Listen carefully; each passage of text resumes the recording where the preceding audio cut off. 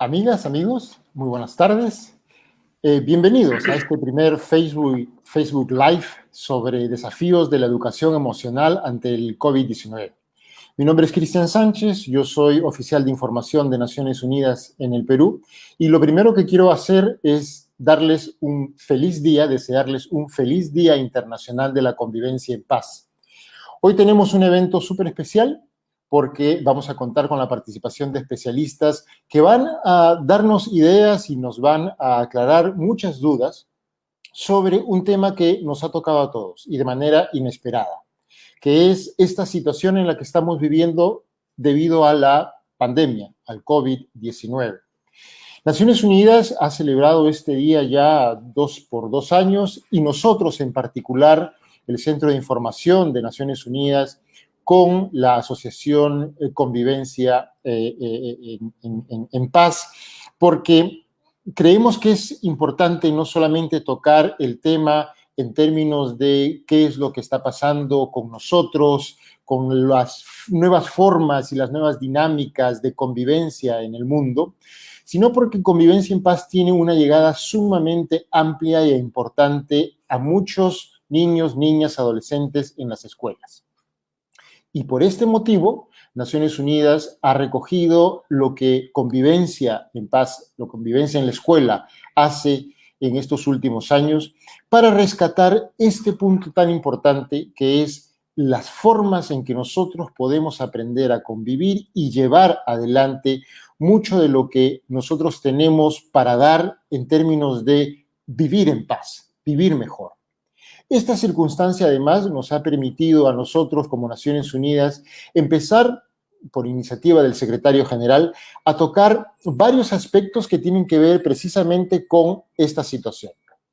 El secretario general, Antonio Guterres, ha presentado ya varios documentos que tienen que ver cómo el COVID afecta, por ejemplo, a personas con discapacidad, a mujeres, a niños, niñas y adolescentes. Y también la semana pasada se refirió a el COVID y la salud mental. Yo creo que por esto, esta combinación de estos dos últimos documentos que ha presentado el secretario general, que tienen que ver con niñas, niños y adolescentes y con salud mental, nos brinda el marco apropiado para presentar lo que es la experiencia y el conocimiento local, el conocimiento que nosotros podemos compartir a nivel del Perú. Y para ello, esta tarde contamos en este Facebook Live con expositores de primerísima línea. Vamos a presentar a continuación a Javier Echeverría, a Gloria Saldaña, a Jorge de Luis y a Juan Pablo Velázquez, quienes son nuestros invitados especiales y que nos van a permitir absorber un poco de su conocimiento para poder absorber las preguntas que ustedes nos han hecho llegar y además poder conversar y poder saber qué experiencia y qué conocimiento pueden ellos compartir en esta situación especial que, como he dicho, nos toca vivir a todos. No quiero extenderme más, quiero presentar como el primer expositor a Javier Echeverría. Poca presentación necesita en realidad Javier, es conocido por todos nosotros a través de las pantallas y en las tablas del Teatro Nacional. Él es además de actor, psicólogo y consultor empresarial. Y esta tarde él da inicio a las presentaciones de nuestro Facebook Live con el impacto del COVID en los niños y adolescentes. Y sin más, bienvenido Javier, adelante por favor con tu exposición. Muy bien, gracias, Cristian. Sí, bueno, muchas gracias por la invitación y quiero empezar contándole una breve historia sobre mí. Yo nací en el año 68, en plena dictadura militar, es decir, el año 68 empezó la dictadura militar en el Perú. Es decir, toda mi infancia fue llena de carencias por estas restricciones propias de la dictadura. Cuando la dictadura acabó en el año 80, donde no había además, desde que nací hasta el año 80, ninguna actitud de consumo, me acuerdo que un lujo que podíamos tener era que luego de un partido de fulbito, un día a la semana, pudiéramos tomar una gaseosa helada. Era pero una cosa extraordinaria. Y recuerdo una imagen cuando vi una familia que tenía mucho dinero y vi que tenían varias botellas de gaseosa en el refrigerador y me parecía como, wow, qué, qué despliegue de riqueza podía tener esta persona. Cuando empezó, cuando terminó la dictadura y todo, yo escuchaba a la gente adulta hablando sobre los cambios que iban a ocurrir en el mundo. Nosotros como niños, yo tenía en ese momento 11 años, 12 años, conversábamos de que ahora íbamos a poder consumir chocolates y dulces que venían de diferentes partes del mundo. Y luego en los 80, ¿no? Vivimos una crisis económica tremenda y luego vino la siguiente dictadura, ¿no? Con una serie que hubo mayores ventajas a nivel económico, pero que también había una serie de restricciones. Y luego viene el año 2000, este nuevo milenio, donde comienza a haber una serie de ventajas.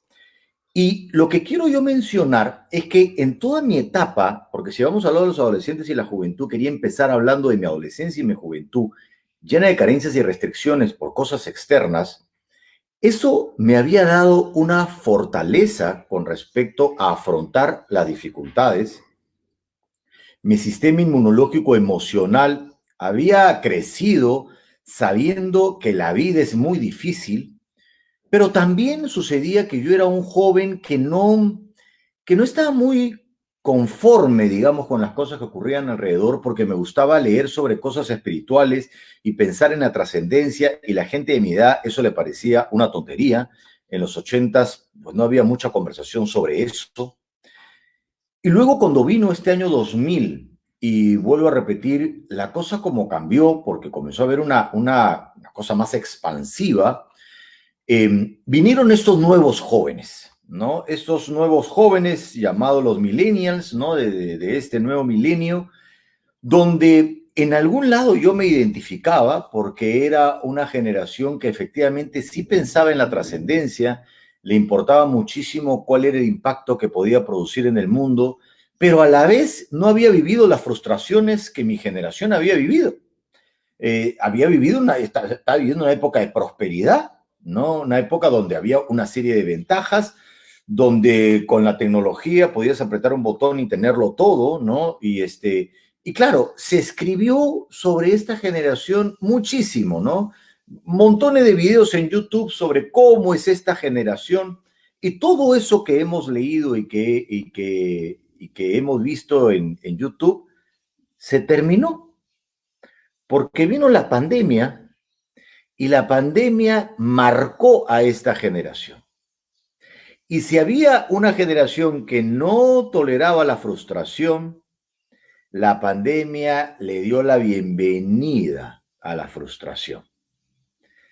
Y si había una generación que no entendía muy bien el no o los límites y las carencias y las restricciones de tu libertad y qué sé yo, y de comportamiento, de pronto viene la pandemia a enseñarles de golpe todo eso.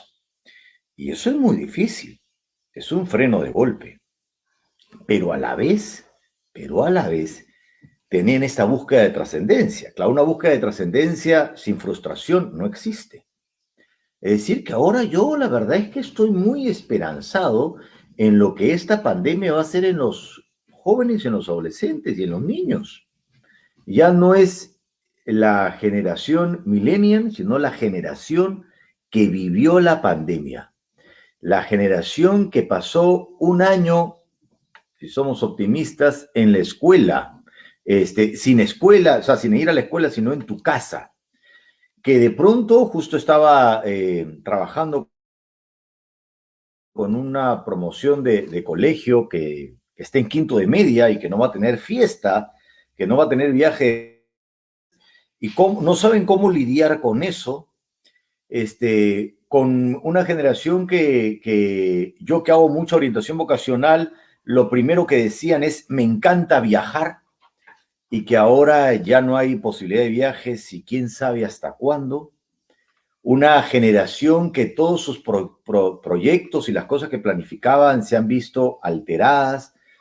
Una juventud, una adolescencia que necesita explorar el mundo y que ahora tiene que quedarse en casa. Pero la frustración ayuda a crecer. La frustración moldea el espíritu.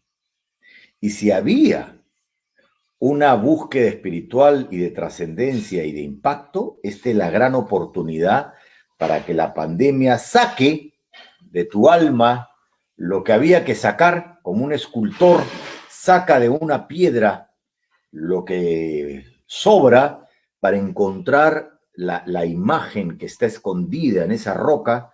Siento que la pandemia va a ser ese escultor. Y claro, cuando el escultor rompe la piedra le duele, sobre todo porque es dura. Entonces el joven, todas esas cosas que estaban un poquito duras, que no se movían tanto en estos procesos de adaptación, pues van a tener que suavizarse y sacarlas. Entonces creo que tenemos que verlo con optimismo, porque en realidad mi generación que había vivido con estas carencias que yo digo, mucha frustración y poca trascendencia, no respondía ni se hacía cargo de las preguntas fundamentales de estos tiempos, como por ejemplo el cambio climático. Estaba muy acostumbrado a la supervivencia, ¿no? Y estar pensando en el crecimiento económico. Y los jóvenes sí lo tenían. Entonces siento que ahora han encontrado la oportunidad para terminar de moldear este espíritu que se va a hacer cargo del mundo y que van a ser los gobernantes del futuro. Como estaba conversando con François Vallée, filósofo y amigo mío, y comentaba que los gobernantes de ahora, justamente los que están, digamos, en el poder y que no han tomado muchas de las decisiones importantes, son el grupo vulnerable en estos momentos, ¿no? Gente como de 60 años, a veces con obesidad, con problemas diabéticos, porque además no se mueven mucho, sedentarios, sentados en su silla todo el tiempo, y que ahora el virus directamente los amenaza, el coronavirus quitando coronas a todo el mundo, pero estos jóvenes son los que se van a hacer cargo. Entonces, yo quería justamente responder algunas de las preguntas que van en relación con esto que estoy hablando. Por ejemplo, unas preguntas, ¿no? ¿Qué estrategia de contención y soporte socioemocional se pueden emplear con los estudiantes de primaria y secundaria teniendo en cuenta la situación actual que estamos viviendo y la ansiedad que les genera? Y una cosa que tenemos que entender para poder responder esa pregunta relacionado con lo que acabo de hablar es, tienen que atravesar por esas crisis emocionales. Es decir, los papás no las va a calmar. Ya no van a poder en estos tiempos evitar que se caigan. Evitar que se caigan. Pueden ayudar a contenerlos en el suelo, caídos. No contenerlos para que no se caigan, sino acompañarlos en su llanto y en su frustración. Porque todo lo que sí, el dolor que esto implica, hay que acoger el dolor. No hay que evitar el dolor. Y la sociedad en la que hemos estado teniendo de la pandemia era una sociedad que se peleaba con el dolor.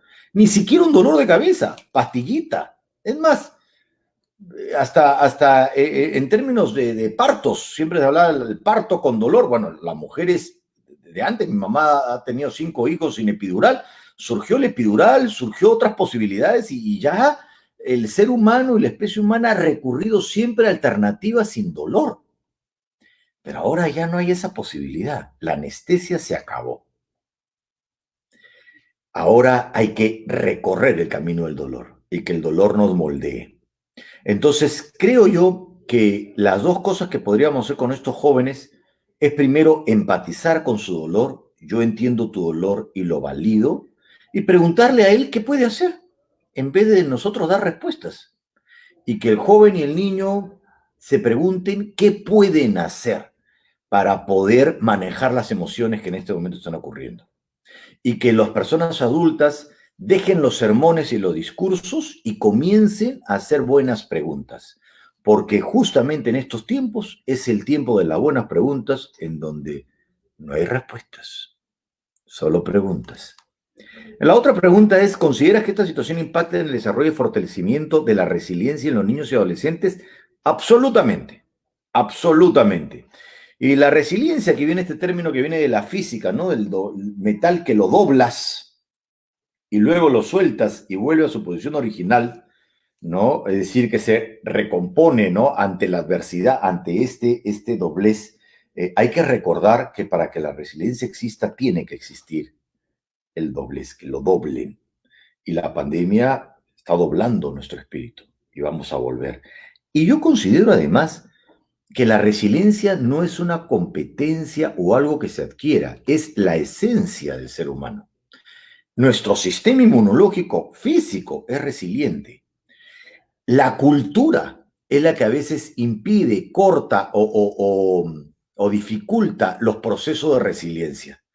Pero si eliminamos estos aprendizajes negativos que impiden la resiliencia, como la comodidad, como la pastillita para el dolor, como las cosas que, ¿no? que nos acomodan, ¿no? Como el sillón cómodo, y dejamos que la vida responda como sabe responder con su sabiduría, te va a dar en su agenda las dificultades para que la resiliencia aparezca. Y yo estoy convencido que eso va a pasar. ¿Cómo lidiar con un adolescente durante el aislamiento social cuando su rebeldía trae problemas de convivencia en la familia? Una pregunta maravillosa también. He estado viendo muchas situaciones justamente con adolescentes rabiosos, ¿no? Encerrados en su casa, queriendo vivir la vida y no pudiendo, y con muchos padres que no saben qué hacer, familias que estaban acostumbradas a criar por medio del castigo y ahora no saben qué castigo poner porque le dicen, vete a tu cuarto, pero bueno, en mi cuarto es donde estoy viviendo, ¿no? Te quito el celular, bueno, si me quitas el celular no hay escuela porque aprendo con el celular, ya no vas a fiesta, no hay fiesta posible, o sea, que no saben qué cosa hacer. Entonces, la familia van a tener que reformular y de pronto hacerse la pregunta, ¿será que el castigo no servía? ¿Será que había que encontrar otras formas? Quizá abrir posibilidades de diálogo que a veces no teníamos. Y una cosa fundamental para ese adolescente encerrado y a veces rabioso con esta frustración es hay que validar la rabia, que no es lo mismo que validar la agresión. Les pongo un ejemplo. Justamente un adolescente con esta rabia que estaba tratando mal a sus hermanos menores, ¿no? Y estaba hablando yo con su mamá.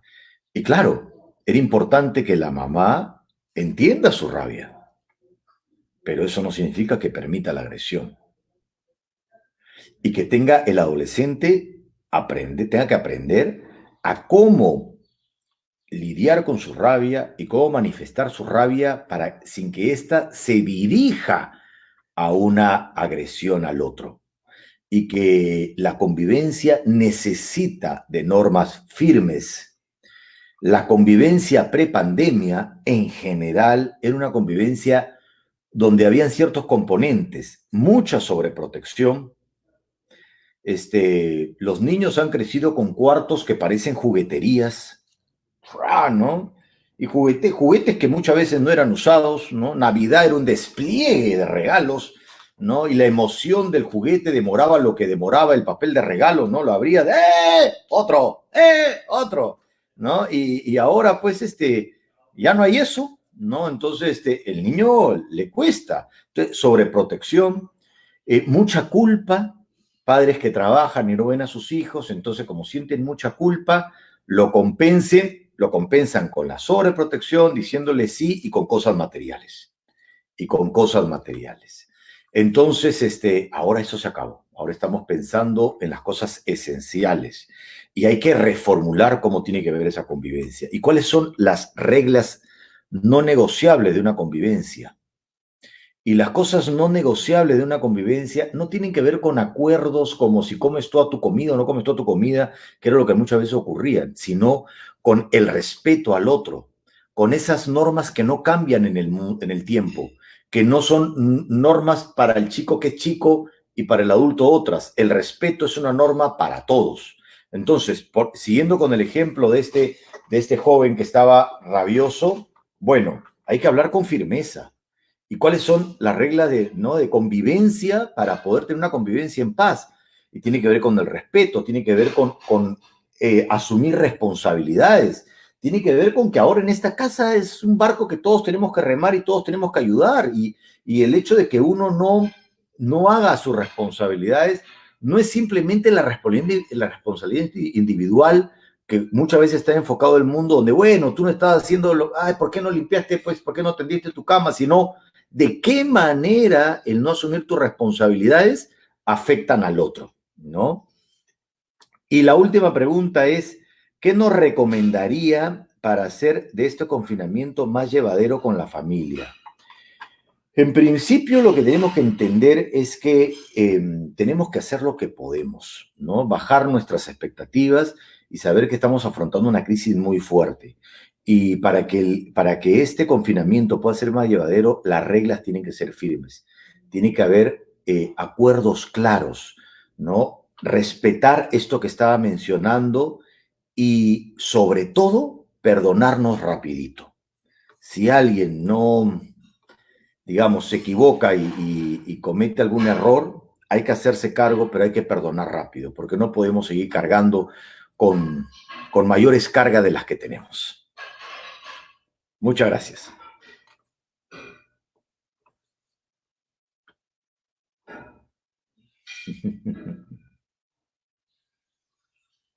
Ha sido súper importante conocer tu experiencia, pero además las ideas que nos dejan me parecen de mucho peso, muy valiosas, y con toda la franqueza con la que nos has hablado, ¿no? Nos has hablado de frustración, pero opones a esa frustración el sentimiento de optimismo que debemos guardar, ¿no? Y que, como dices tú, hay que atravesar la crisis, pero esta vez tenemos que atravesarla sin anestesia. Me parece muy importante conocer esa perspectiva, esa mirada, ese ángulo.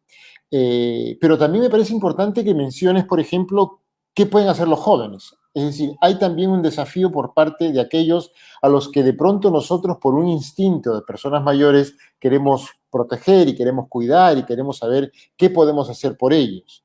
Y nos has mencionado resiliencia, nos has mencionado respeto, nos has mencionado responsabilidades. Y creo que todo eso crea un marco, además, especial para nuestra siguiente expositora, que es Gloria Saldaña. Gloria es educadora, es directora del UGEL número 7 en Lima, y ella nos va a hablar precisamente de la educación en tiempos del COVID. Así que sin más, quiero darle la bienvenida a Gloria, agradecerle por su participación y adelante, Gloria.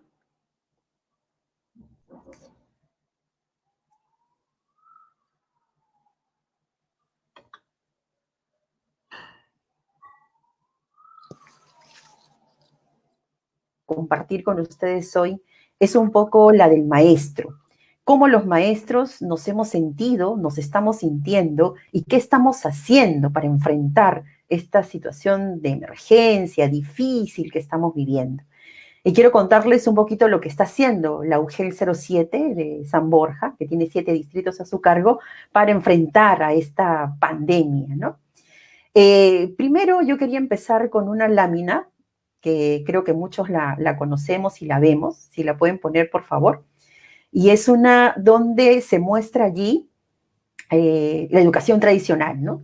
Ahí está el maestro, el centro de todo, y los estudiantes pues calladitos y teniendo que tener respeto absoluto por su maestro, sin mostrar emociones, ni comentarios, ni nada que pueda faltar el respeto.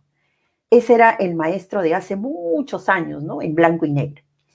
Si pasamos a la siguiente figura, vamos a ver qué pasó con el maestro. Llegó la tecnología, se transformó. Mírenlo, ahí está el aula. Y en el aula tiene ya su televisor, ¿no? Entonces quiere decir que la tecnología llegó con él. Pero si miramos detenidamente la foto, ¿qué ha cambiado de la primera? Ya está a colores, tiene un televisor, pero está apagado. Y el maestro está pegado ¿a qué? A su pizarra, a su entrañable pizarra y tiza, y los estudiantes ahí también, ¿no? Junto con el maestro. Pero como que no cambió mucho, solo el color, y llegó la tecnología. En la siguiente lámina que les quiero mostrar, viene ya un poco después de muchos trabajos, de muchos proyectos, talleres, capacitaciones con el maestro, y el maestro viene dando de sí, y ya se encuentra en un escenario distinto en este 2019. y en un escenario en el que el aula, miren, ya no hay carpetas, ¿no? Ya no hay sillas. ¿Dónde está el maestro? Tomando la foto. No, el maestro está al costadito, donde el maestro ya se convierte en el acompañante, se convierte en el guía, se convierte en el que da los consejos, ¿no? Pero el protagonista del aprendizaje ya es el estudiante. Esa es una clase, por ejemplo, de uno de nuestras escuelas de inicial, en donde los niños están participando, trabajando, y todo el escenario que ustedes ven al fondo, ¿quién lo ha preparado? Los maestros, las auxiliares, ¿no? Y estábamos en toda esa tónica, en todo ese trabajo, en todo digamos, ese cambio, esa reforma educativa, un currículo más accesible, que sea un currículo vivencial, donde podamos tener líderes que son los estudiantes, donde podamos expresar todo lo que los niños tienen, sienten y quieren.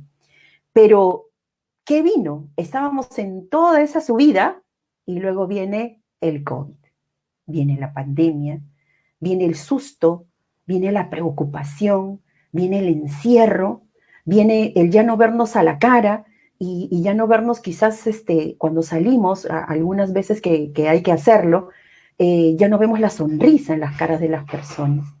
Y el maestro se empieza también a pensar y a decir, y ahora en esta situación, ¿qué ocurre?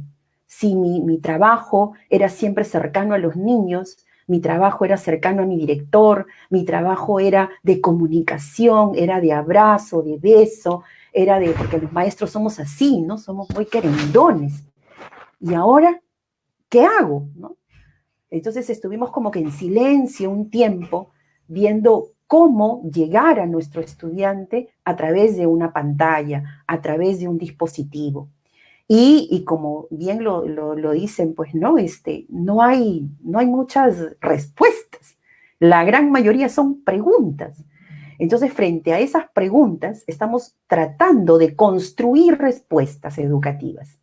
Y ahí, en esa situación de construcción, es que van naciendo ideas de diferentes educadores, de diferentes personas, de diferentes partes, ¿no? Estrategias. Y nace lo que viene a continuación, que es la estrategia Aprendo en Casa, para los estudiantes de la escuela pública, ¿no? Si bien es cierto, la UGEL 7 tiene alrededor de 200 escuelas públicas, pero también tenemos cerca de 700 escuelas privadas. Entonces, ¿qué hacer ahí? Un mix, cómo ver. Y lo que se presenta en los medios de comunicación quizás no ha sido lo más apropiado, porque los niños lo que ven y lo que observan es discusiones, ¿no? Cambios, digamos, de tonalidades, de expresiones, a sus papás con pancartas en las puertas de sus escuelas, y eso como que no lo entienden. Y los maestros, ¿no? En el caso de los maestros, muchos de ellos agobiados, muchos de ellos preocupados, con lágrimas, muchos de ellos extrañando a sus estudiantes, muchos de ellos en la escuela privada perdiendo sus puestos de trabajo. Entonces, en la escuela pública nace esta estrategia. Y desde la UGEL, ¿qué hacemos? Si la UGEL recibe cerca de 1000 expedientes diarios, ahora, ¿cómo nos conectamos, no? Y cómo hacemos las capacitaciones, cómo hacemos el seguimiento, el monitoreo, y también empezamos a crear, a reinventarnos, a adaptarnos. Y nuestras plataformas, que antes utilizábamos solo la página de la UGEL, se han convertido ahora en más comunicación. Y empezamos a crear, llamar al padre de familia, decirle, mira, primero papá, tienes que conectarte, tienes que ver, conectarte con tu maestro, con tu director, para ver que tu hijo pueda llegar, podamos llegar a él, podamos tenerlo y poder ir trabajando. Eso no ha sido fácil para los maestros, ¿no? Por los temas de conectividad, por los temas de quizás no tener un espacio virtual tan familiar entre el docente, el directivo, el especialista de la UGEL y entre toda la comunidad educativa con el estudiante o entre los mismos maestros. ¿Y qué empezamos? A aprender. ¿Y aprender a qué? Aprender a comunicarnos, como lo hacen los adolescentes, ¿no? El Zoom, el Meet, y empiezan todas esas herramientas que, por ejemplo, en mi caso, a quienes me han ayudado son mis hijos, porque ellos conocen, están más atentos al tema. Y así, cada maestro que tiene entre 50, 60 años, tenemos maestros de 60 años, maestros de 55 años, que también han empezado ya a conectarse poco a poco con la estrategia. Entonces, más o menos al mes, yo quiero mostrarles la siguiente lámina. Al mes de Aprendo en Casa ya tenemos números. Números que son para nosotros muy agradables, ¿no? Unos 6 millones, por ejemplo, conectados, 124 millones de estudiantes a nivel nacional que ya estamos tratando de llegar a ellos, unos porcentajes de al 86% que ya están en las plataformas, ¿no? Y así empezamos ya a ir trabajando y a ir viendo que no solamente en un inicio se empezó quizás con la televisión, quizás con la radio, quizás algunos con la web, pero todavía nos falta, por ejemplo, un canal de YouTube donde el estudiante pueda tener más acceso y sea de facilidad más propia para él. En la escuela privada, bueno, las escuelas privadas tienen sus plataformas y esas plataformas también se han ido activando. Pero quizás en ese caminar de lo desconocido para algunos, de lo conocido a medias para otros, y quizás algunas escuelas que sí ya han manejado su plataforma virtual, ahí como que en la reflexión, como que hemos, en algunos casos, como que atiborrado, ¿no?, al estudiante, con algunas situaciones que más tareas, que tu horario, que 5 horas frente a la pantalla, y esa no es la idea. En el caso del maestro, también, de repente el maestro pensaba que sus 30 horas las tenía que tener frente a la pantalla y ahí, ¿no? Porque tenía que cumplir su horario escolar. Pero eso no es así, porque en una plataforma virtual, en una educación a distancia, remota, lo que a nosotros los educadores nos interesa es la calidad del aprendizaje, la significatividad del aprendizaje. Y miren, hoy más que nunca tenemos aprendizajes significativos día a día de lo que pasa. Entonces, en la siguiente, por favor, ¿qué sucede, no? En la siguiente lámina, si la pasamos, ahí viene el cambio, viene la reacción del docente, ¿no? Y de lo que quizás algunos y muchos docentes nos quejábamos, que el padre de familia no acompaña en el proceso. Cuando tenemos las reuniones de tutoría, de 30 vienen 4, 5, 7, 15 a lo mucho. Y si el tutor es pues un líder y puede lograr que venga, vienen 20 de los 30. Esa es la realidad. Y si están en secundaria, ahí sí perdemos, ¿no? En inicial y primaria, aún más. Pero, ¿qué empieza a suceder? El estudiante también se empieza a alegrar porque empieza a ver ya que va a aprender. Y el padre de familia también ya como que se preocupa, ¿no? Y prende la televisión a la hora que corresponde.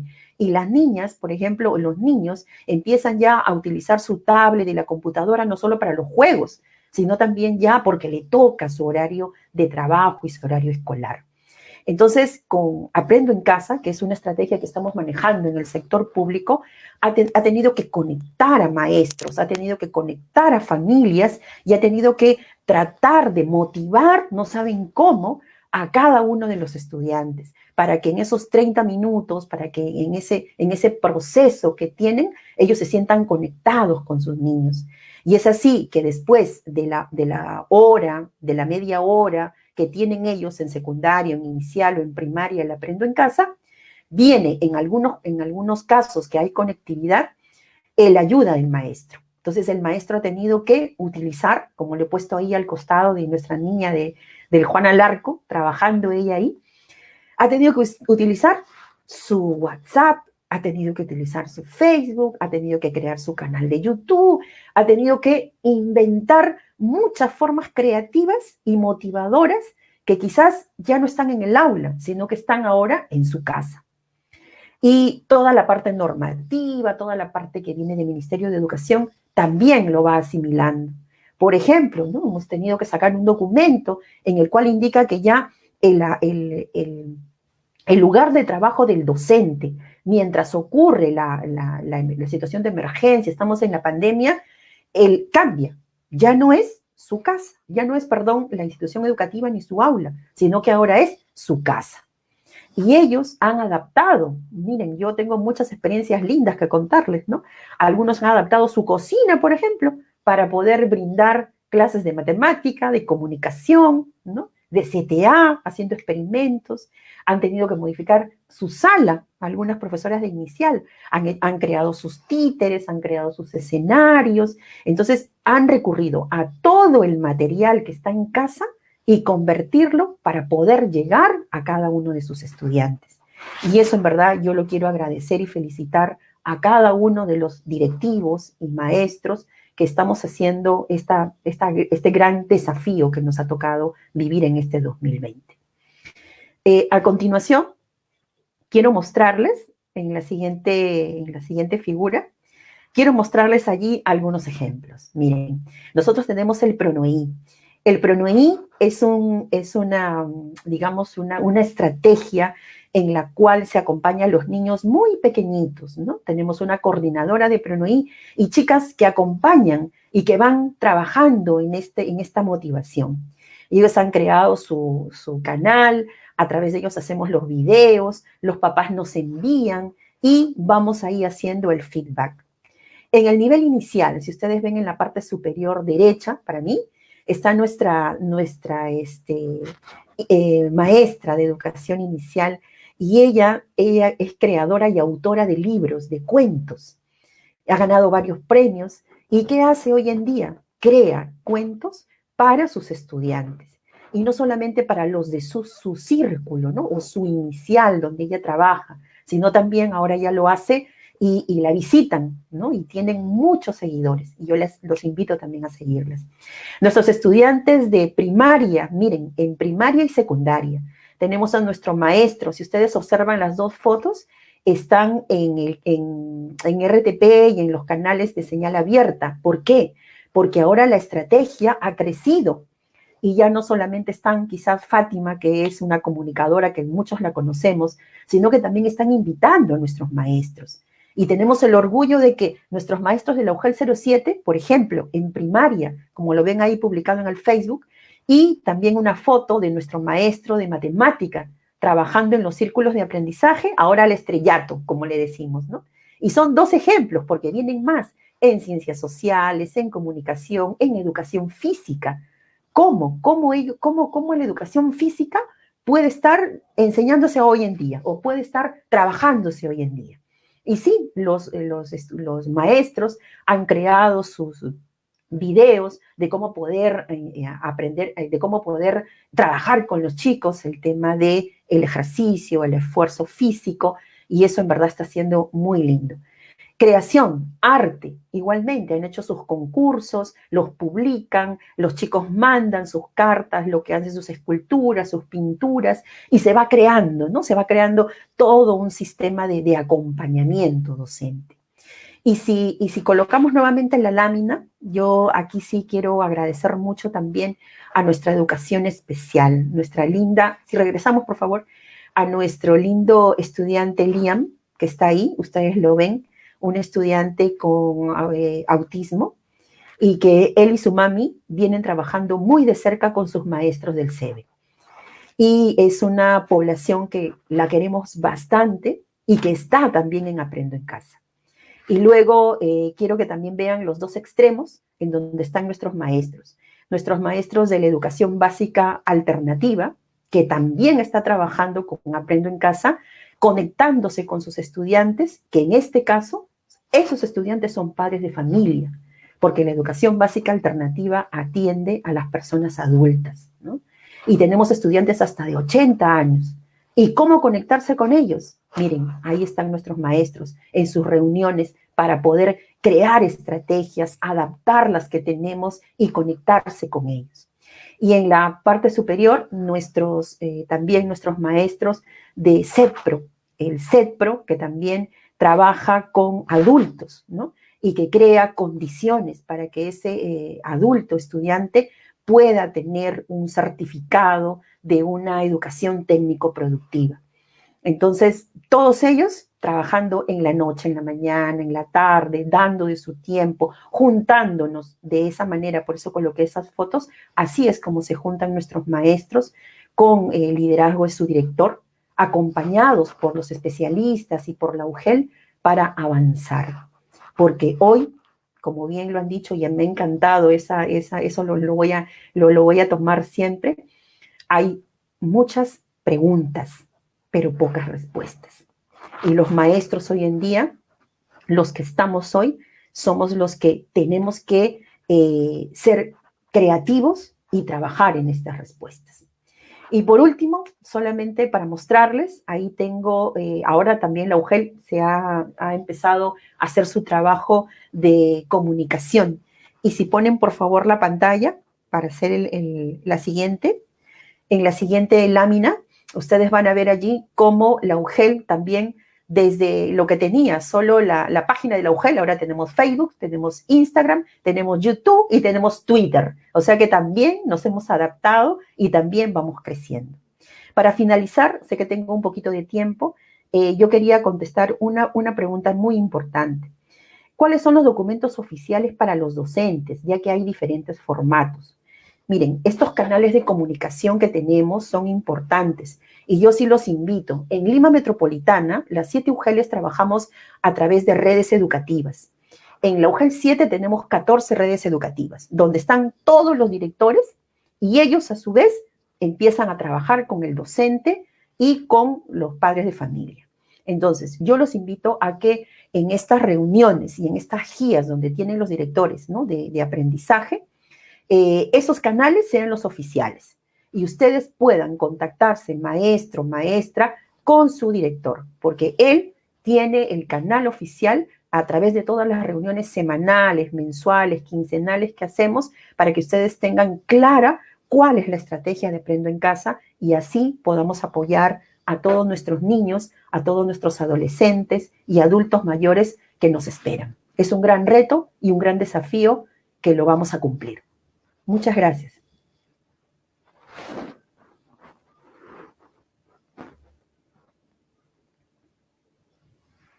Realmente muy importante tu presentación.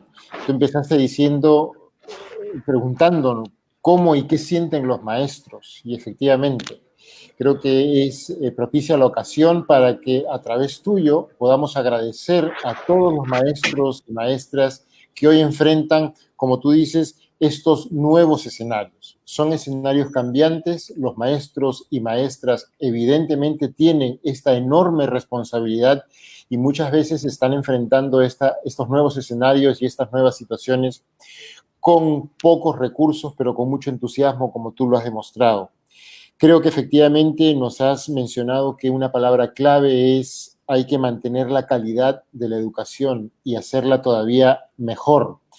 Y esto es precisamente uno de los principios que están en los Objetivos de Desarrollo Sostenible y me complace muchísimo que lo hayas abordado porque es evidentemente una situación clave la que estamos enfrentando. Más comunicación, construir respuestas educativas y no atiborrar al estudiante. Entonces, con esto creo que puedo dar paso a nuestro siguiente expositor, es Jorge de Luis, él es también educador y naturalmente miembro de convivencia en la escuela, y él nos va a hablar de responsabilidad escolar en tiempos de pandemia, un tema sumamente interesante. De manera que damos la bienvenida a Jorge de Luis. Jorge, adelante, por favor. ¿Cómo estás?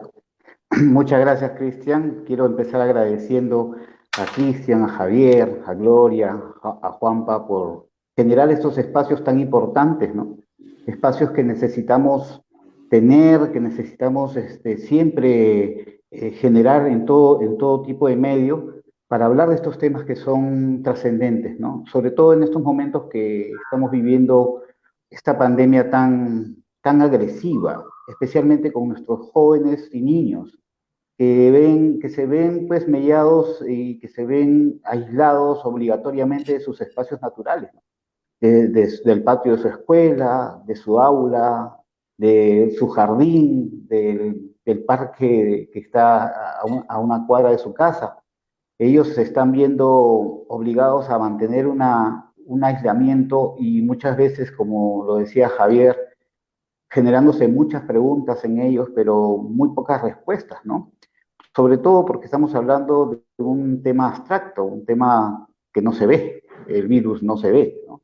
Entonces, crea miedo, zozobra, incertidumbre, y eso es algo que debemos tener en cuenta, ¿no? Lo debemos tener en cuenta no solamente en este momento, sino en el momento en que tengamos que regresar al colegio. Hay que tomar las previsiones del caso para comenzar a contener emocionalmente a nuestros chicos y que este regreso a clases no sea pues motivo de generar más violencia en la escuela por discriminación, por chicos que hayan pasado por temas de COVID o algún chico que por casualidad se le ocurre o se enferma o se resfría y simplemente va a ser excluido por eso, ¿no? Se van a generar muchas nuevas formas de convivencia y creo que es importante que tengámosla presente. Estaba escuchando con mucha atención a Javier y a Gloria y escuchaba sobre todo lo que decía Gloria sobre el esfuerzo que se está haciendo a través de todos estos medios virtuales para que nuestra educación continúe, para que podamos llegar a las metas, para que se puedan cumplir y desarrollar las capacidades que se necesitan para que los alumnos puedan tener y desarrollarse plenamente en el sentido académico y formativo. Y con alegría veo que se están logrando muchas metas y se está llegando a muchas familias por estos medios, ¿no? Y estos espacios virtuales amigables que se están generando, estas posibilidades de poder acceder a la educación por los medios tradicionales de televisión y radio, son una nueva forma que cambia un poco el paradigma de lo que es la educación actualmente, ¿no? Un poco el hecho de que el padre intervenga también en este proceso educativo en casa y que el maestro pase a ser un facilitador de este proceso más que un maestro todopoderoso que conoce todos los contenidos, creo que pone en su lugar, ¿no? Las responsabilidades de cada uno, ¿no? Y veo que nosotros, los docentes, y lo digo porque lo vivo diariamente, yo soy docente de un colegio y todos los días estoy dictando clases y poniendo mi esfuerzo y mi dedicación para que mis clases sean mucho más que una enseñanza tradicional, o sea, cambiar el paradigma de lo que es la enseñanza en la escuela, a que sea un proceso que se dé de ambos lados, ¿no? O sea, no solamente que yo proponga cosas, sino que los alumnos también propongan cosas. Y acá viene un poco el tema que me ha tocado un poco hablar, ¿no? ¿Cuál es la responsabilidad que debe tener el alumno, el estudiante, ¿no? El padre de familia en casa. Eh, Somos personas que siempre exigimos, ¿no? Y Gloria lo mencionaba hace un rato de que se veían que en las calles los padres de familia salían un poco a protestar sobre por qué las pensiones, por qué a mi hijo, por qué no me bajan la pensión si es virtual o no es virtual, un poco exigiendo esencialmente que se cumplan con ciertas cosas que garanticen que esta educación sea buena.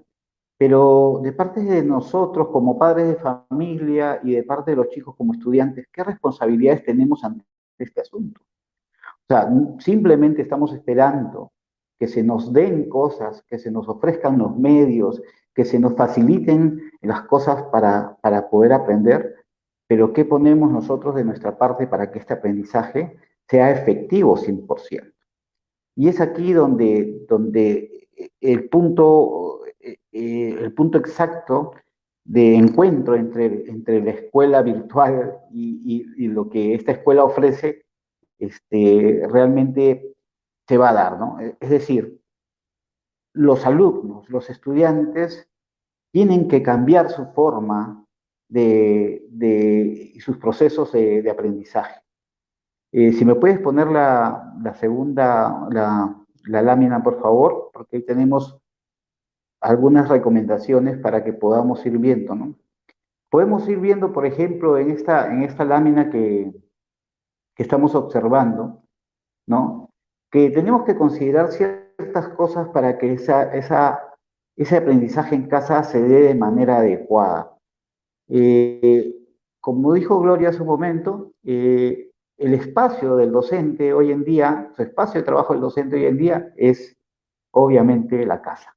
Él está usando su casa como un aula de trabajo y está ejerciendo su labor docente desde su casa. Yo he visto con agrado ciertas experiencias de algunos profesores que han cambiado pues, totalmente su sala y han puesto una pizarra, han puesto decoración de aula para transmitirla por medio de WhatsApp, ¿no?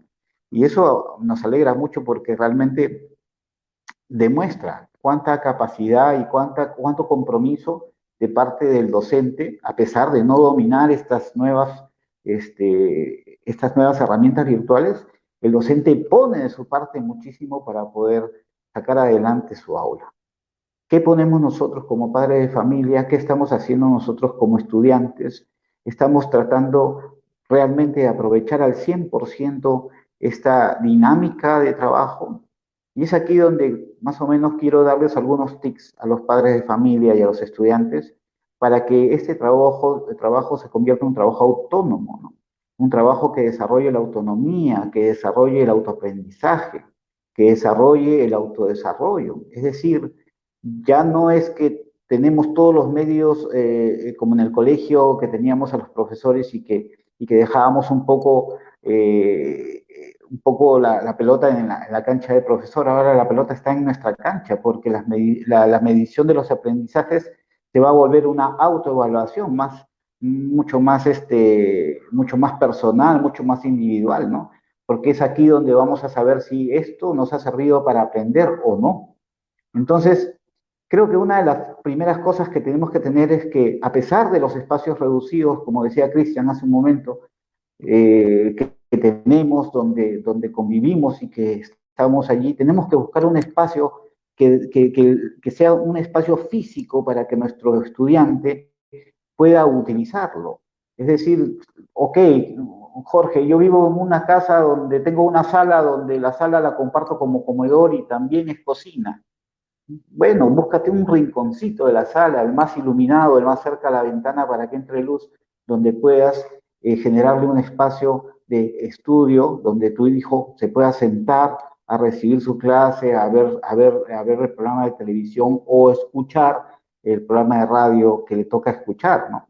Es un espacio que se tiene que generar físicamente, o sea, tiene que estar presente. El chico tiene que sentir que es su espacio donde va a tener sus cuadernos, sus libros, sus lápices, sus materiales, y es un espacio reservado para eso. Entonces busca un lugarcito de la casa con una mesita cómoda, con una silla cómoda para que tu hijo pueda estar en ese rincón y se pueda sentir cómodo y que sienta que es su rincón, ¿no?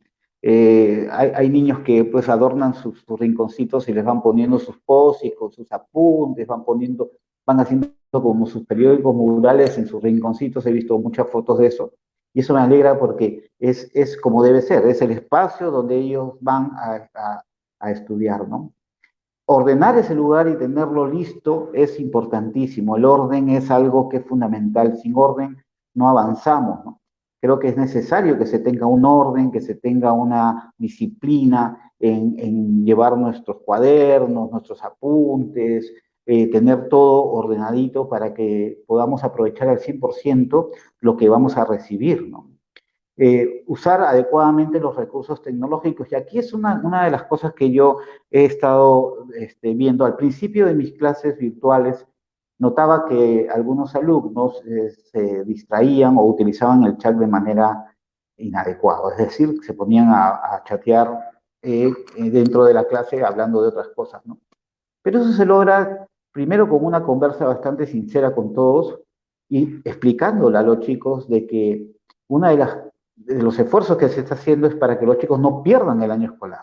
Es decir, que estos chicos aprovechen estos contenidos y puedan esforzarse. O sea, que el esfuerzo es para que ellos se beneficien. Eso es importante que lo tengas en cuenta. Todo el esfuerzo que están haciendo los profesores, los directivos, los padres de familia y todos nosotros es para que tú, estudiante, que estás escuchándonos en este momento, puedas aprovechar y pasar este año escolar, para que puedas tener un año escolar normal el próximo año o casi normal el próximo año y puedas continuar tu educación. Considera que la educación no solamente es del grado que estás siguiendo, la educación es larga y continua hasta quinto de secundaria, ¿no? Entonces, no es que vas a educarte, vas a perder este año, pero vas a perder un año o un medio año de educación, y eso creo que es importante que lo tengas en cuenta. Entonces, usar los recursos en el momento quiere decir que cuando te conectes y estés en tu clase, no puedes estar pues chateando, viendo videos o haciendo videojuegos. Creo que eso tienes que dejarlo para otro momento. Además que las clases virtuales tienen una duración un poco más corta y te van a permitir tener otros tiempos, ¿no? Tienes que buscar un sitio también que tenga silencio, ¿no? ¿Para qué? Para que te permita tener una escucha activa. Y si no tienes un espacio que tenga, pues, silencio, usar unos audífonos que te van a permitir concentrarte mucho más en lo que el profesor o el facilitador te está explicando, para que tú puedas aprovechar al máximo lo que estás escuchando. Entonces, obviamente, los padres de familia tenemos que pensar en eso, ¿no? El chico necesita sus espacios de silencio. Pasa que cuando el chico está estudiando o está conectado en su aula virtual, el padre pone a todo volumen el televisor para escuchar las noticias, ¿no?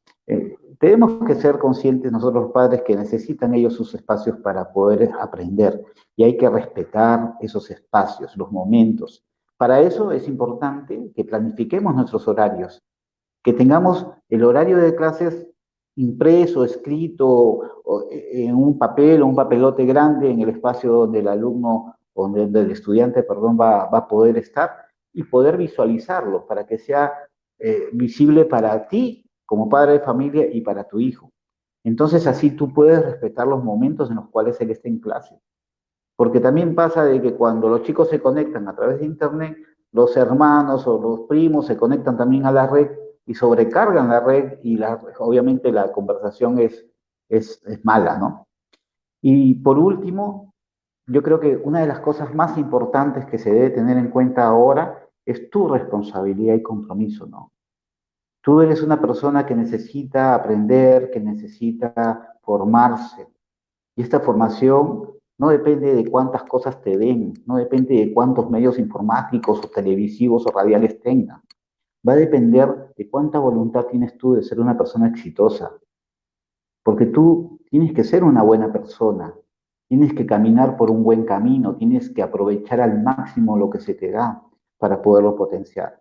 Si tú no lo haces, si esa situación no se da, lamentablemente el tiempo va a pasar y el que va a desaprovechar esa oportunidad ha sido tú. Entonces, creo que es importante que tengas presente que la responsabilidad no es algo que te va a aplastar como una obligación que tienes que hacerlo, sino que la responsabilidad te da la posibilidad de que te puedas formar, que te puedas educar, que te puedas disciplinar, para que puedas desarrollar todas tus capacidades al máximo. Ser responsable es algo maravilloso, porque cuando uno es responsable de su propia vida, que es el primer paso que debes hacer. Tu vida depende de ti, tus éxitos o fracasos dependen de ti, porque te pueden dar todo o no puedes tener nada, y sin embargo depende de ti que cómo aproveches y sobrepases las circunstancias que estamos pasando, ¿no? Me han hecho unas preguntas que quisiera compartir, ¿no? Un poquito, acá me dicen, ¿de qué manera las evaluaciones de este contexto pandémico pueden garantizar un verdadero aprendizaje? Yo creo que la manera que hoy en día lo hablé hace un momento y lo dije, nos tenemos que basar en la autoevaluación, ¿no? Es decir, que sea el mismo alumno quien evalúe sus niveles de logro, que sea él quien se preocupe, indague, se mejore para que sus niveles de logro sean los exitosos. Yo creo que los medios virtuales nos ofrecen muchas herramientas para la evaluación, y las tenemos a la mano y podemos ofrecerlas y creo que por ahí podríamos tener un indicador claro de cómo están los avances por medio de formularios o cuestionarios en línea que van a permitir evidenciar que los logros se han alcanzado o no. Y obviamente no solamente esas formas, ¿no? También tenemos la forma audiovisual. Ahora los chicos pueden hacer un video, pueden crear un podcast y poder emitirlo con contenido y pueden mostrar lo que han avanzado. Yo creo que nos da una buena posibilidad, más que nunca, de poder evidenciar y tener grabadas y tener guardadas las evidencias de este aprendizaje, ¿no? Otra pregunta es, ¿cómo puedo ayudar a mi hija para que se interese más en sus clases? Creo que siguiendo estas pautas, generando un espacio, creando un espacio en el cual ella sienta que es su espacio donde ella va a estudiar, va a poder aprender, creo que eso ayuda mucho. La motivación pasa mucho por lo visual, ¿no? Si nosotros simplemente la sentamos en la sala, delante del televisor para que aprenda, y le ponemos un cuaderno adelante, creo que eso no motiva a nadie. Pero si le creamos un espacio, le decimos, le hablamos lo necesario que es, le mostramos algunos videos o vemos algunos programas juntos mientras vamos avanzando, creo que eso motiva mucho a que los niños se interesen, ¿no? Y tengo una última pregunta que es, ¿qué estrategias podemos utilizar como padres para seguir educando a nuestros hijos desde casa? Ayer tuve una entrevista también y en esa entrevista me preguntaron más o menos lo mismo, ¿no? La escuela es un sitio donde los niños aprenden los contenidos, las materias, las aprenden para poder aplicarlas y también se forman en cuestión valores. Pero la casa es la primera escuela en valores. Entonces yo creo que lo que tienes que hacer tú como padre de familia, las estrategias que tienes que utilizar es ayudarle a que el niño sea autónomo, que sea ordenado, que sea responsable, aplicar una disciplina positiva en ese sentido, ayudarlo, motivarlo, conversar con él, preguntarle qué es lo que siente, qué es lo que pasa con él. Los chicos hoy en día están muy estresados ante esta situación y lo que quieren es hablar. Hoy día hemos tenido en la mañana un Facebook Live con todos los promotores y con todos los escolares que participan de convivencia en escuela. Hemos llegado a 90 y tantos chicos. Increíblemente todos querían conversar, todos querían hablar, todos querían expresar lo que sienten, porque necesitamos espacios para eso. Entonces, ahora que se está generando esta situación, los padres de familia tienen la oportunidad riquísima de poder conversar con sus hijos de manera abierta, ¿no? De manera asertiva, sin que sea un interrogatorio, oye, ¿qué te está pasando? Sino que partiendo de nuestras propias historias, como las que nos contó Javier al principio, ¿no? Qué rico es eso, porque cuando tú hablas de tu propia experiencia, creas unos lazos tremendos y te permite, pues, estos lazos, obviamente, crear esos puentes, ¿no? Que faciliten la comunicación. Creo que la comunicación es lo más importante y como padre de familia no debemos nunca dejar de comunicarnos con nuestros hijos y al contrario, hoy en día aprovechar este tiempo que mientras que estamos viendo una película o leyendo un libro o jugando un juego, comenzar a sacar esas emociones y expresarlas abiertamente. Bien, muchas gracias por todo.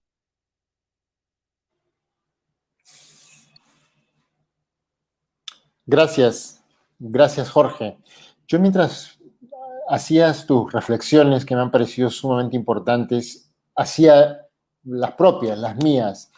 Y creo que nos has pintado un escenario en el que evidentemente estamos ante una situación en la que creo que la familia está incorporándose más en el proceso educativo de este individuo al que nosotros llamamos estudiante. Y en ese sentido, creo que hemos acercado de alguna manera esta dinámica muy propia de aquel joven o aquella joven que de alguna manera está en la escuela y que nosotros como adultos o como familia de pronto sabemos que está ya cumpliendo su proceso educativo y luego regresará a casa. Pero hoy estamos en un escenario en el que vemos a este joven o a este estudiante en nuestra sala, en nuestra cocina, en nuestro dormitorio o en el espacio que se haya creado para que este estudiante pueda continuar con su proceso educativo. Y eso nos acerca de alguna manera. Y creo que la forma en que nos acerquemos a este proceso va a ser fundamental precisamente para que el estudiante o la estudiante pueda efectivamente reforzar y reafirmar estas ideas que nos has planteado, ¿no? Orden, disciplina, el uso adecuado de los recursos técnicos, pero sobre todo la responsabilidad y el compromiso que significa emprender este proceso educativo en un escenario diferente. Bien, muchas gracias, Jorge, nuevamente por tu exposición. Y ahora vamos a dar paso a nuestro último expositor.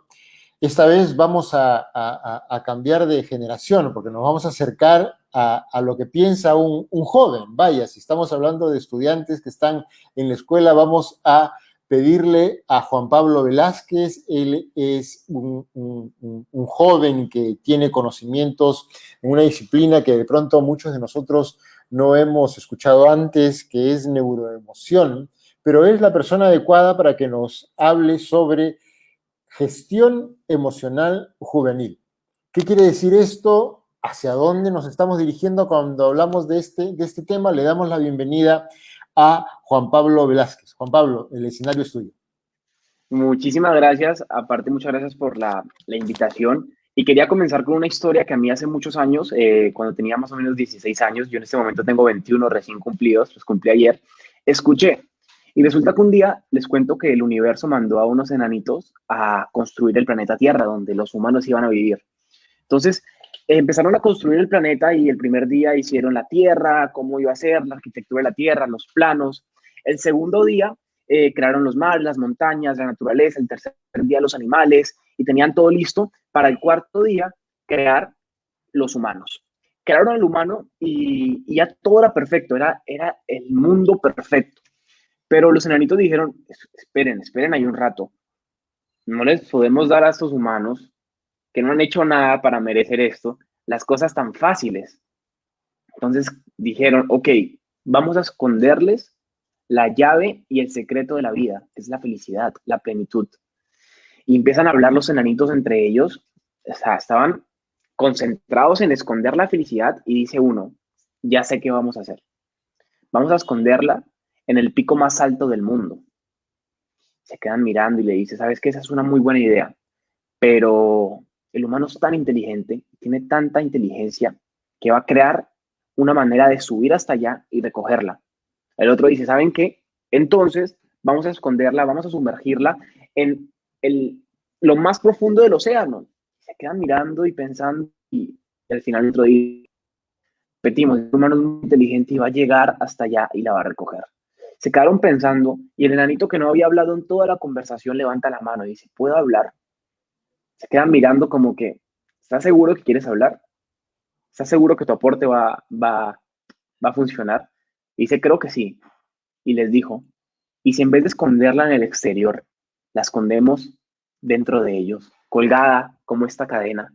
Se van a pasar la vida buscando afuera la felicidad, detrás de metas absurdas, materiales, efímeras, y no se van a dar cuenta de que siempre la han tenido colgada en su pecho. Y yo creo que la cuarentena y el coronavirus lo puedes ver como un caos o una oportunidad para mirar hacia abajo y encontrar el secreto, la llave que estaba dentro de ti.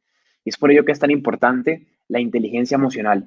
Vivimos en un mundo que abunda de genios matemáticos, de genios químicos, de ingenieros, de personas muy, muy inteligentes. Incluso yo en el colegio, yo era la persona más promedio de todas. Pero decía, ok, ¿y la inteligencia emocional para cuándo? Yo creo que la inteligencia emocional, por no decir la más importante, es una de las más importantes porque es la base de todo, es la base de todas las inteligencias. Si no tenemos un cimiento de emociones, un cimiento de información que nos permita gestionarnos a nosotros mismos, pues no vamos a poder gestionar nada. Si carecemos de inteligencia emocional, lo que tiene como resultado es lo que está pasando en el mundo. Inseguridad, ansiedad y depresión en jóvenes, y no solamente en jóvenes, en la sociedad en general. Depresiones, carencia de autoestima, carencia de amor propio, carencia de resiliencia. Los jóvenes de ahora no tienen la capacidad de soportar el dolor emocional o el dolor físico, o, o salir de las adversidades, porque hemos estado acostumbrados a vivir y que todo lo que pidamos se nos da. Quiero esto, se lo da. Todo muy facilista. Entonces, todo lo que pedíamos desde chiquitos lo teníamos ahí y no sabíamos valorar las pequeñas cosas de la vida que realmente nos hacían y nos hacen tan ricos. Entonces, entrar a nuestra casa es entrar adentro de nosotros, a nuestro núcleo, para encontrar la llave de la felicidad. Y no la llave de la felicidad, la llave de la vida, porque finalmente la felicidad es algo muy efímero, puedo estar feliz ahorita porque me pasó algo, pero mañana puedo estar triste. Lo que hay que buscar ahora, hoy por hoy, y como estamos, es la plenitud. La plenitud es estar consciente de lo que estamos haciendo, nos genera felicidad, nos genera un estado de paz interno, y eso es el éxito. Hemos transgiversado la información y pensamos de que el éxito es tener una meta clara, de conseguir cosas claras, pero no, el éxito es vivir día a día sabiendo de lo que estás haciendo es aquello que te gusta. Ahora, ¿cómo pasamos esta analogía y esta analogía platónica a la sociedad? Tenemos que desarrollar nuevas habilidades. Muy a la par de cumplir nuestras responsabilidades en el colegio, el problema de ahora en el sistema que veo yo como joven es que en el colegio piensan de que la inteligencia emocional, la gestión de valores se enseña en casa. Lamentablemente, no en todas las casas se enseña esto, por no decir en ninguna. Entonces, debemos mostrar a los jóvenes, eso es lo que yo hago en mis redes sociales y mi contenido, en mis conferencias.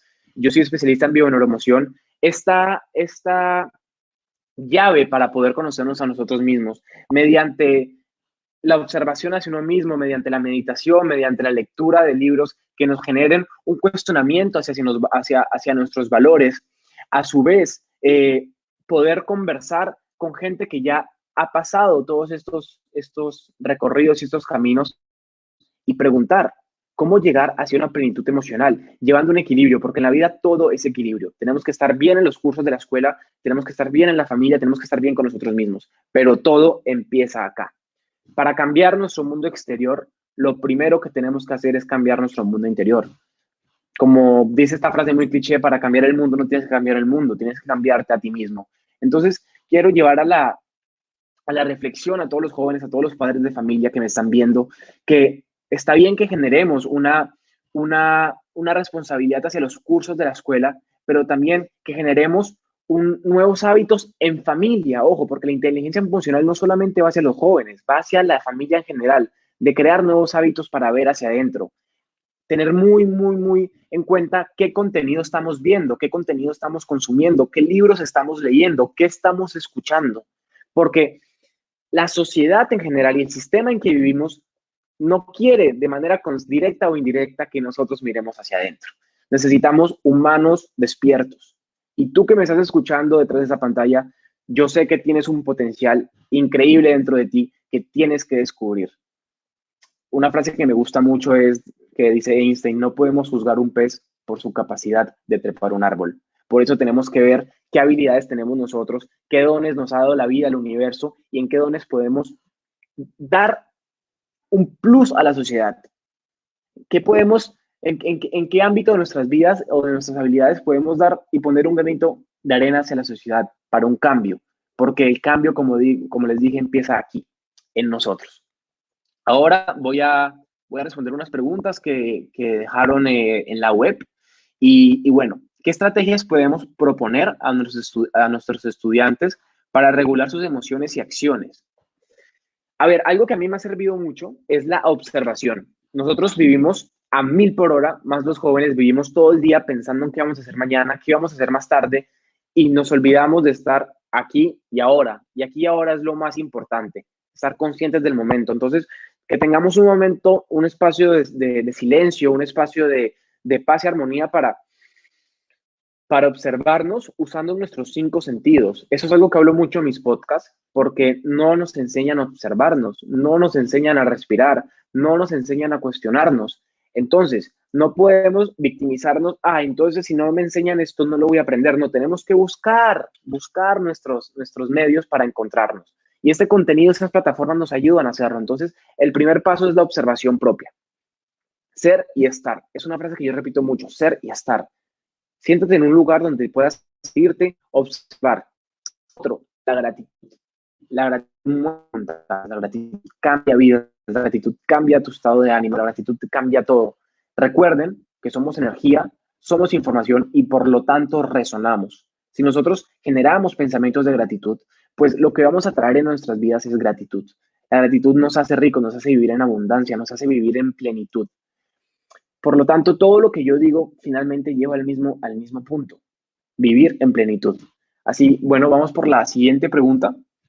¿Qué actividades me recomiendas realizar para poder controlar el estrés que me genera la monotonía?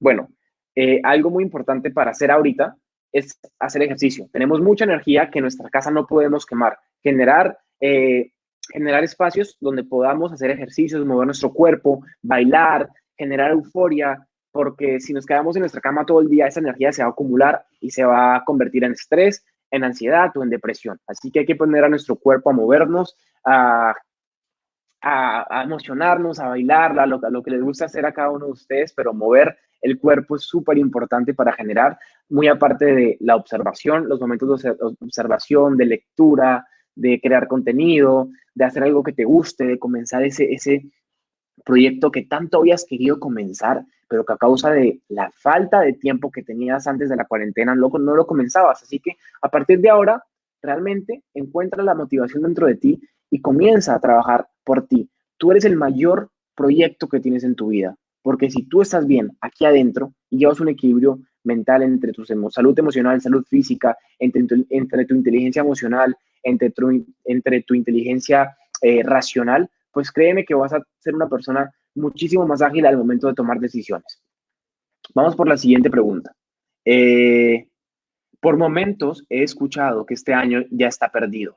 ¿Qué nos sugieres hacer para que no sintamos que no hemos hecho algo útil durante este año? Bueno, todo esto que he dicho realmente nos lleva a esto. Este año no está perdido, este año está muy bien ganado para aquellos que se han puesto la camiseta, para aquellos que realmente han dicho, voy a salir de esta cuarentena la mejor versión de mí.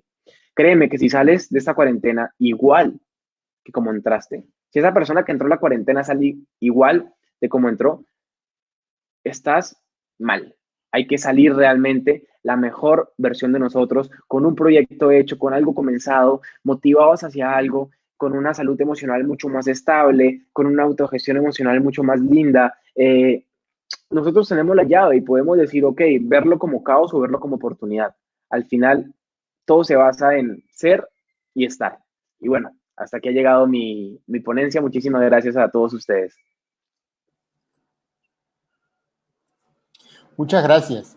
Muchas gracias, Juanpa. Permíteme que te diga Juanpa.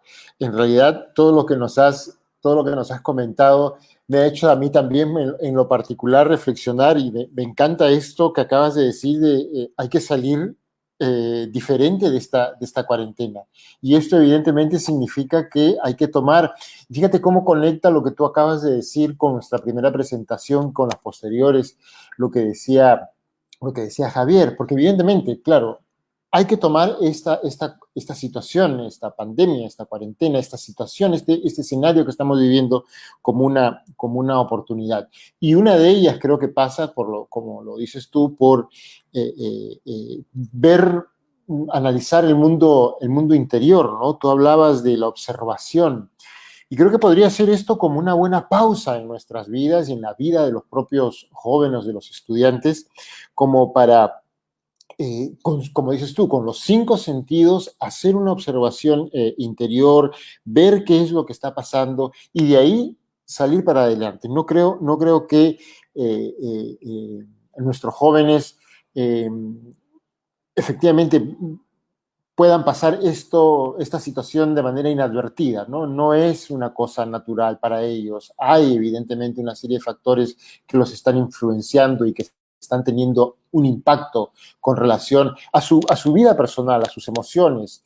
Y claro, hay que reforzar la idea, y eso, como lo decías tú, y te dirigías a los estudiantes, a los chicos y chicas que nos puedan estar viendo en este momento, que todos tenemos un potencial, que todos tenemos la posibilidad de aprovechar esta oportunidad y que hay que desarrollar nuevas habilidades, hay que tener efectivamente conciencia de lo que estamos pasando y desde la edad que tengamos, desde los pequeños que están hoy frente a un televisor viendo a un maestro, hasta aquellos que dejamos la escuela hace tanto tiempo, es efectivamente propicia la idea de tomémoslo como una oportunidad.